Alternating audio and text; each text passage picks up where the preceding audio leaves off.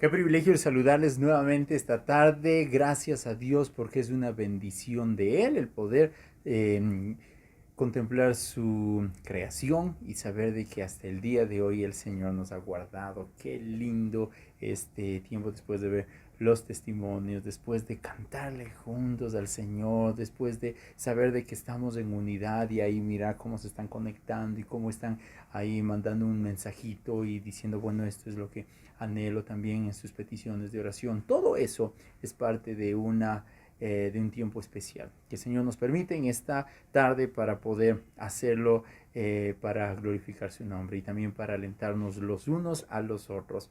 Gracias a Dios porque la semana anterior nosotros arrancamos con un tiempo especial también de hablar sobre un tema que es coyuntural, la política.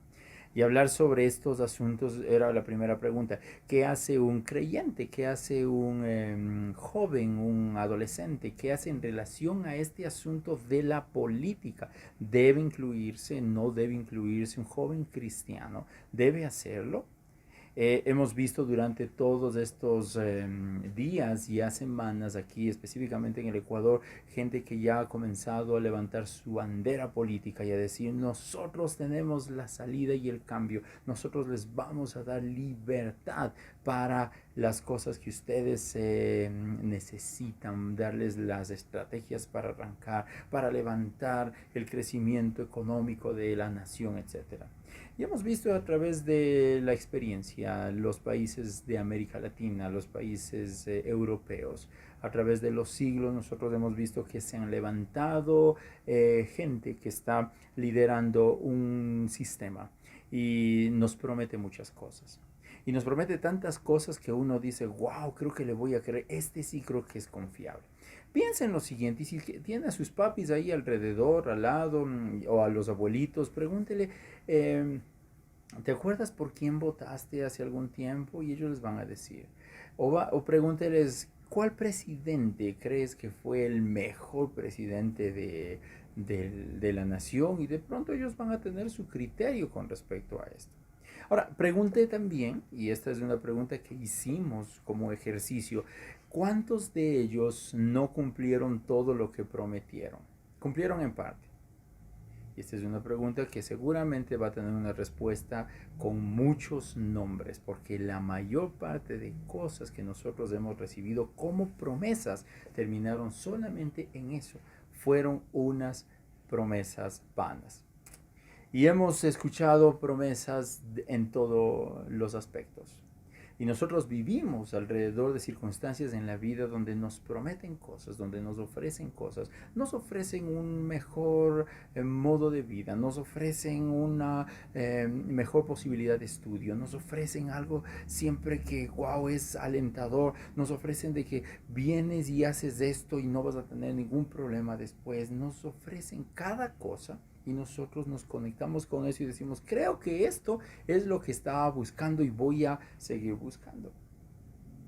Ahora, quiero que regrese aquí. La semana anterior habíamos hablado de que si un cristiano, un joven, un adolescente puede ingresar a hacer política y la respuesta en ese tiempo era enfáticamente sí, desde el punto de vista, entendiendo que la política es el arte de gobernar, es decir, liderar algo y hacerlo con precisión, con destreza, con sabiduría.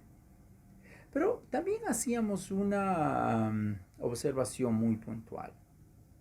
Nosotros en el lugar donde estamos encargados por Dios de hacer nuestro mejor papel y nuestro mejor desempeño.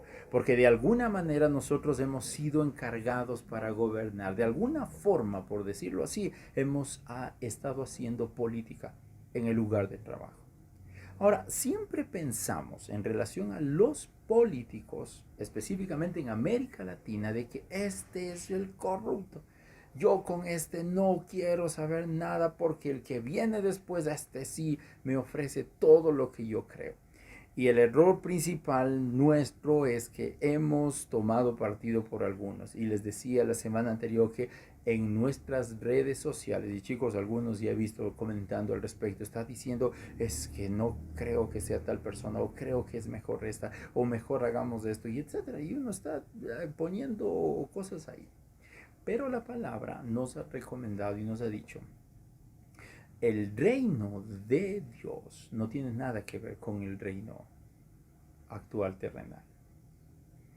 Y nosotros, con una ventaja interesante, tenemos doble ciudadanía, porque tenemos una ciudadanía humana, terrena, ecuatorianos, pero tenemos una ciudadanía celestial. Hablábamos hace 2 semanas de una cédula celestial.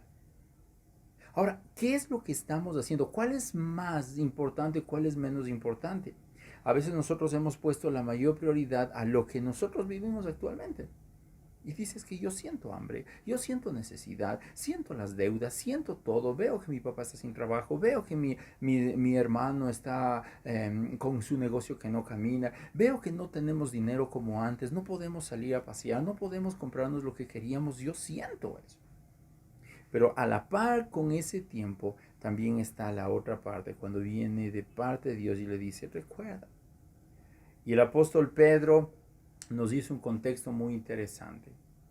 El pueblo romano estaba en medio de una crisis en todos los aspectos. Había abuso, había violencia. Y Pedro, en medio de esa circunstancia, escribe una carta a los creyentes y les dice, vamos a tener cuidado de lo que nosotros hagamos como cristianos, porque estamos llamados a ser luz en el lugar donde estamos. Estamos llamados y convocados a ser influencia en el lugar donde estamos. La pregunta hasta la semana anterior fue, ¿qué tan fuerte es nuestra influencia en el lugar donde Dios nos colocó? Ahora, está pasando el tiempo, estamos viviendo unas circunstancias diferentes y recuerde, un escritor haciendo un análisis con relación a la era de la información dice que el conocimiento fáctico se duplicaba, cada 5 años. Nuestra generación sabe más datos del universo, de la personalidad humana, que todas las generaciones juntas anteriores. También está un dato que es interesante, dice que desde el año 2000 el conocimiento se duplicaba cada 2 años. En el 2020 ese mismo estudio dice que el conocimiento técnico se duplica cada 72 horas. Significa que lo que hoy sabíamos está obsoleto porque después de 72 horas habrá otra forma de enfocar ese detalle. Y un autor expresó lo siguiente, y escuche esto, dice, estamos preparando estudiantes universitarios, era un profesor, para tener trabajos que aún no han sido creados. Estamos utilizando tecnologías que aún no han sido inventadas y estamos creando soluciones para problemas que todavía no existen. ¿Cómo te preparas ante ese mundo? Estás diciendo, ¿yo qué hago en medio de esto? Y entonces muchas personas han tomado dos cosas. Entrar en ansiedad sin saber qué va a ser del día de mañana. Entrar en preocupación y ofender a todos los que están alrededor, incluidos las autoridades. Y otros encapsularse y encerrarse en su mismo lugar. Y encerrarse en su red social. Encerrarse en sus pensamientos, en sus cosas y decir, allá no me importa. Ahora, una de las cosas más asombrosas que nosotros podemos encontrar en las Sagradas Escrituras es de que Dios provee instrucciones con respecto a los problemas de la vida que nunca caducan. Recuerden, hablamos de los cristianos en Roma. Tenían problemas similares. La diferencia de ellos con la actual era la tecnología y ciertas comodidades que hemos visto como avance. Pero los problemas de fondo son los mismos. Deudas, los problemas de inmoralidad, los problemas de falta de sujeción a la autoridad, los problemas de irrespeto a los padres, los problemas de vandalismo, los problemas de anarquía. Esos problemas siguen siendo y siguiéndonos continuamente al ser humano.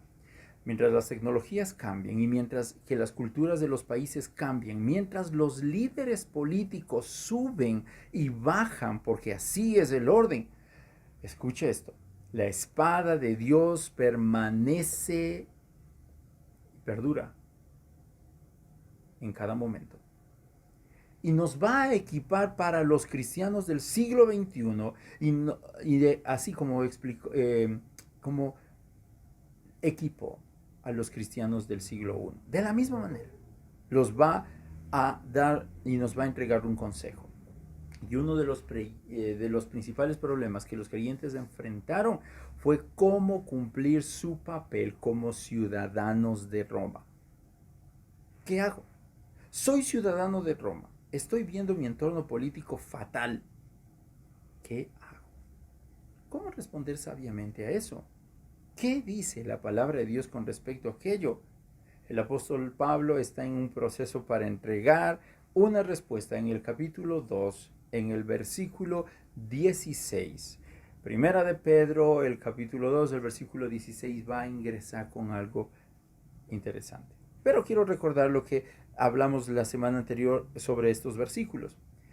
Pedro les dice a los cristianos en Roma, vive con una actitud de sometimiento. Recuerda, eso no gustó a muchos. A la ley justa, de tal manera que el que calumnia contra ti, que incluye traición, sedición, que incluye cualquier cosa ofensiva, sea silenciado. Eso es lo que le dice Pedro al creyente. Le dice, escucha esto. Vive de tal manera que estés sometido y con tu actitud puedas mirar cambios.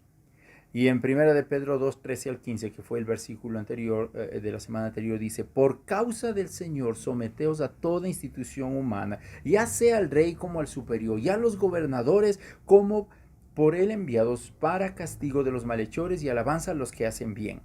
Porque esta es la voluntad de Dios, que haciendo bien hagáis callar la ignorancia de los hombres insensatos. Ahora, el apóstol continúa diciendo, nos vamos al versículo 16, en este lugar políticamente cargado, y a continuación viene vamos a ver 2 versículos, pero el día de hoy no vamos a alcanzar a hacerlo todos, solamente el versículo 16, pero quiero compartir esto como consejos de la Biblia para ser un buen político. Entonces esto posiblemente a alguno le va a interesar y va a decir, wow, esto me interesa.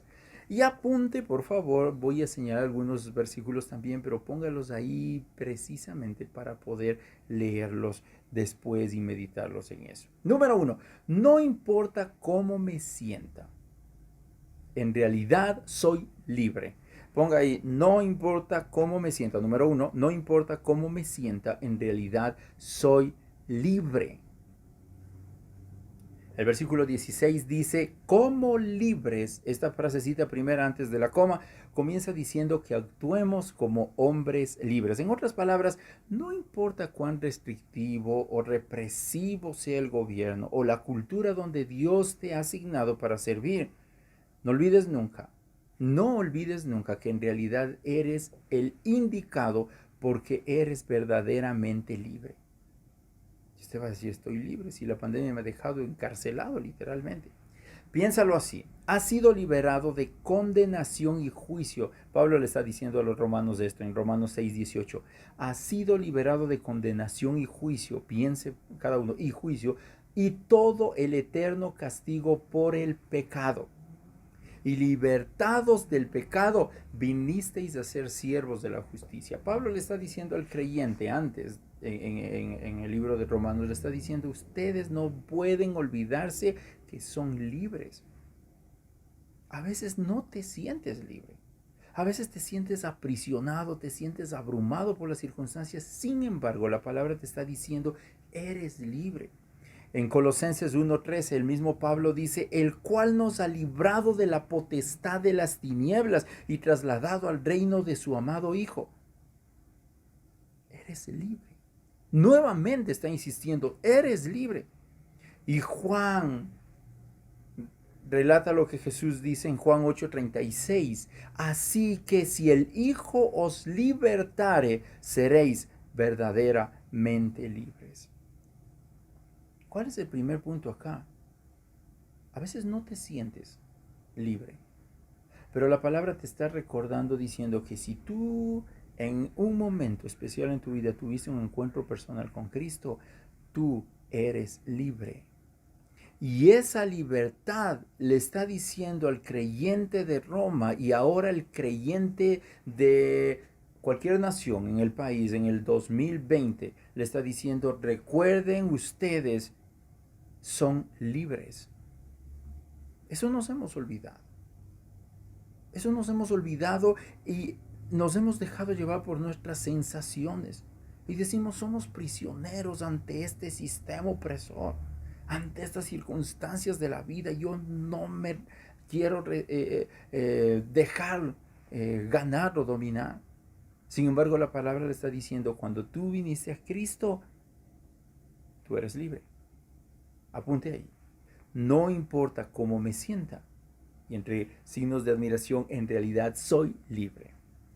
La segunda cosa que vamos a encontrar en este versículo, una segunda recomendación que hace para cualquiera que quiere ser un buen político, dice, nunca debo usar mi libertad para correr salvajemente. Piensen en esto, nunca debo usar mi libertad para correr salvajemente. Y pensé en lo siguiente, ¿qué es lo que sucede con con aquellos animales silvestres o salvajes? Están libres, dice. No tienen la intervención de nadie.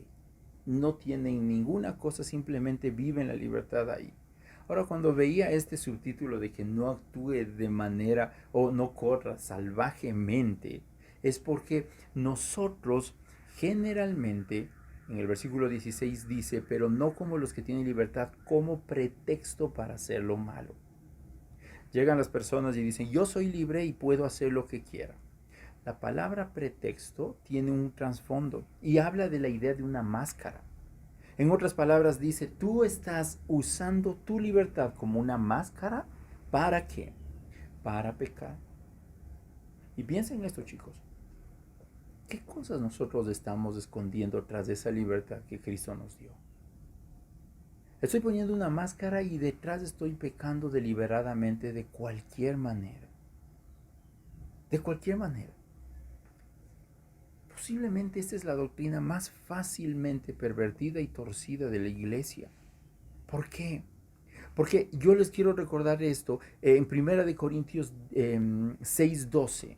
Pablo les dijo, todas las cosas me son lícitas, mas no todas me convienen. Pero la iglesia de Corinto cogió como lema y posiblemente le puso en un rótulo, todas las cosas me son lícitas. Y quiero decirle que ese lema adoptado, todo me es lícito, le gustó mucho. ¿Y sabe qué dio como resultado? Que los cristianos de la iglesia de Corinto, del pueblo allá, comenzaron a tener y a ceder cosas. Y una de esas cosas fue su tolerancia sexual. Dijeron, todo me es lícito. Pablo dijo y escribió, todo me es lícito. Pero no se concentraron en la segunda parte, cuando dice, pero no todo me conviene. Muchas veces nosotros decimos, soy libre, la palabra me dice, soy libre y puedo hacer lo que quiera. Y además tengo la gracia de Dios y puedo hacer lo que quiera con mi vida. Y no vivimos bajo el designio que Dios ha dado para nuestras vidas. Nuestra libertad, escucha esta frase que ha tocado mucho mi corazón, nuestra libertad en Cristo no significa que seamos libres para hacer lo que nos gustaría hacer. Nuestra libertad en Cristo significa que somos libres para hacer lo que debemos hacer. ¿Qué debemos hacer? La palabra está enseñando y está instruyendo. Consejos para alguien que quiere ser un buen político. Número 1, recuerdo, no importa cómo te sientas ahora, en realidad soy libre. Y número 2, que estamos viendo esto, nunca debo usar mi libertad para correr salvajemente. Piensen lo que la palabra está hablando aquí. Gálatas 5:13, refiriéndose a este tema, dice, porque vosotros, hermanos, a libertad fuisteis llamados, solamente que no uséis la libertad como ocasión para la carne, sino servíos con amor los unos a los otros. ¿Habla de libertad? Sí, pero habla de libertad haciendo lo correcto. ¿Qué cosas tú te has dado licencias? Chicos, en este tiempo de la informática, del internet, de usar las redes sociales, ¿de qué cosas yo me estoy dando licencias? Y digo, bueno, eso sí puedo hacer, no es tanto problema. Y número 3, por ahora vamos a revisar estos 3 consejos, porque la próxima semana quisiéramos completar estos consejos. Número 3 dice, y escriba ahí, fui liberado para ser siervo de Cristo. Alguien en algún momento decía, bueno, en el versículo 16 vamos a leer, dice, sino como siervos de Dios. Pedro está diciendo y exponiendo el nivel más bajo de la escala social de ese tiempo, del mundo greco-romano. Todavía los creyentes en medio de eso describió su gozosa libertad, pero ahora estaba bajo el dominio de Cristo. Esta es la paradoja del cristiano. Alguien insistió en esto. ¿Cuál es la paradoja del cristianismo? Dice, tienes la libertad del pecado. Ya estás libre del pecado y de la muerte. Pero cuando eres libre del pecado y de la muerte, ahora te conviertes en esclavo de Jesucristo. Todos están bajo el dominio de algo. Piensen en esto. Todos estamos bajo el dominio de algo. Todos son esclavos o todos somos esclavos de algo que sea o que exija mayor lealtad de nuestra parte. La pregunta no es, ¿eres un esclavo? No. La pregunta que ahora viene en este tercer punto es, ¿de quién eres esclavo? ¿Eres un esclavo de tu propia voluntad, chicos? ¿De tu vida, de tu carrera, de tus planes, de tus propios deseos, de tu propio cuerpo, de tu propio intelecto? ¿O estás bajo el dominio o bajo la esclavitud, por decirlo así, como dice la palabra, de Cristo, a quien has entregado tu voluntad, tu vida, tus carreras, tus planes, tus deseos, tus decisiones? ¿Qué estás ahora a punto de tomar? ¿Qué decisiones? Nosotros nos hemos convertido muchas veces en cristianos que buscamos a Dios cuando estamos en problemas. Pero no buscamos a ese Dios diciendo yo dependo de ti. Antes de meterse en cualquier circunstancia, en cualquier decisión. La pregunta, como le dije, es ¿de quién eres esclavo y quién te domina? Pedro le está diciendo, ustedes como ciudadanos de Roma, a los hermanos ahí en Roma, ustedes como ciudadanos del reino de Dios, tienen dos lugares totalmente opuestos, diferentes. Porque mientras un lugar te está dando problemas y te está dando conflictos, el otro te está dando esperanza, te está dando vigor y te está dando fuerza. Y sin embargo, nuestra condición natural se ha inclinado por aquello que ahora nos incomoda. Y hemos entregado nuestro tiempo, nuestro esfuerzo, nuestra vida a intentar resolver los problemas que son pasajeros, que dice la palabra. Y nos hemos olvidado de aquello que es permanente, de quién eres esclavo. Este versículo, 2 de Pedro 2:16, habla de la libertad. En términos de libertad. Sin embargo, esa libertad para muchos se ha transformado en libertinaje. Y el libertinaje, según el diccionario, dice que es el abuso o irrespeto de una conducta determinada en función del alcohol, las drogas, el sexo, que llevan a condiciones inmorales, antiéticas o ilegales. No solo pasa entre la gente que no conoce a Dios, sino también la gente que está dentro de una iglesia. Dice, yo soy libre. Yo puedo hacer lo que quiero. Sin embargo, se olvidó de que nosotros fuimos llamados a libertad en Cristo. Y esa libertad en Cristo nos hizo esclavos bajo el dominio de Él. Los chicos en la casa cuando pelean dicen, papi, déjame en paz. No quiero que me molestes, no quiero que intervengas en mi vida, yo quiero ser libre. ¿Cuándo cumpliré 18 años y me voy? Algunos cumplieron 18 años y otros más de 18 años y todavía siguen en la casa porque se dieron cuenta que un asunto es vivir como uno quiere y otra cosa es ser responsable de las cosas que tienes. En Jesús es la verdadera libertad. Por eso Jesús le dice, si conociereis, conoceréis a aquel que es capaz de dar la verdadera libertad, seréis verdaderamente libres. ¿De quién somos esclavos ahora? Es la pregunta. Él vino para darnos vida. Chicos, hoy estamos atravesando tiempos donde nos hemos enfrentado a tanta presión, a tantas decisiones, que se nos hace difícil enfrentar con vigor el ataque de la tentación.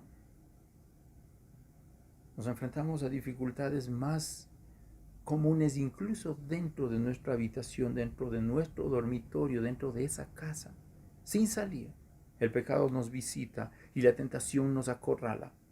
Y nosotros nos hemos sentido vulnerables y estamos dejando nuestros mejores esfuerzos y nuestro mejor tiempo a que haga cualquier cosa nuestra debilidad natural y humana, olvidándonos de quien debemos depender y a quien debemos pertenecer es aquel que dio su vida por nosotros. Podría yo convocar a muchas personas y decirles, quiero que hagas una oración para conocer a ese Jesús que da libertad. Pero quiero decirte que la única forma en la que tú puedes encontrar esa certeza es que el Espíritu Santo comience a ministrar tu corazón ahí en el lugar donde estás. Y seguramente Él te va a comenzar a recordar todas aquellas cosas que tú has caminado en libertinaje. Todas aquellas cosas que posiblemente pensaste que eran las mejores. Que eran mejores decisiones, levantarte contra la autoridad en tu trabajo, levantarte contra la autoridad en el gobierno, levantarte contra la autoridad en tu casa y decir esto es lo que quiero porque vamos a lograr cosas más grandes si yo hago así. Y la palabra hoy te está diciendo, la verdadera libertad viene cuando me conoces, cuando dependes de mí y no de las circunstancias. ¿Qué circunstancias hoy te han llevado a desesperarte? ¿Qué circunstancias en este mismo instante te han llevado a olvidarte como una niebla que cubre el camino, a olvidarte del propósito para el cual fuiste creado? Quiero decirles, chicos, que la mayor parte de hombres de Dios usados por Dios a lo largo de su vida fueron convocados a la edad que tú tienes, en la adolescencia, en la juventud. Y sé y estoy seguro que Dios está hablando a tu corazón en esta tarde a decirte a ti, ¿quieres ser libre? ¿Quieres ser de influencia política en el lugar donde tú has sido puesto? Conóceme y vivirás. Yo le animo a que pueda usted inclinar su rostro y decirle ahora al Señor con todo su corazón cuál es su condición. Y si es que su condición no es la que era el propósito de él, dígale, Señor, yo no quiero seguir caminando así porque necesito tu intervención en mi vida. Dígale ahora con total libertad, porque somos libres en Él. Y si es que usted ahora sabe de que usted no tiene esa relación con Dios, dígale, Señor, yo quiero conocerte como ese Dios que liberta. Señor, en esta tarde te doy gracias porque tu palabra comienza a hablar a nuestras vidas. Nos recuerda que somos libres en ti, pero nos recuerda también que muchas veces en ese camino nuestra libertad hemos usado como una manera de libertinaje. Queremos llegar a ti para pedirte perdón. Perdónanos, Señor, por no cumplir el propósito para el que fuimos convocados. La edad que tenemos ahora, este tiempo que hoy nos enfrentamos, es el desafío más alto para un cristiano, para vivir como a ti te agrada en todo tiempo, en el lugar donde nosotros estamos. Señor, te pedimos que tu Santo Espíritu sea ministrando nuestras vidas y sanando, Señor, nuestro corazón. Reconocemos nuestra autosuficiencia y queremos pedirte que tú nos perdones Dígale usted ahora al Señor, perdóname por pensar en mis fuerzas, por permitir que yo sea esclavo de otras cosas que no eres tú. Y Señor, gracias por tu Espíritu, porque tú estás ministrando nuevos corazones. Personas que hoy les recuerdas y les dices, yo estoy haciendo un cambio en ti porque te das cuenta de que necesitas un Salvador. Abre tu corazón a ese Dios, que es un Dios de amor y un Dios de libertad eterna. En el nombre de Jesús te damos gracias por tu bendición. Amén. Les damos gracias porque ustedes están ahí y están escuchando atentos, porque un corazón atento siempre va a dar un fruto grande en el futuro. Un corazón dispuesto va a dar fruto abundante. Les amamos en el Señor, chicos, y permanezcan firmes en la palabra. Mediten en ella y aprendamos juntos el consejo de Él. Que Dios les bendiga. Amén.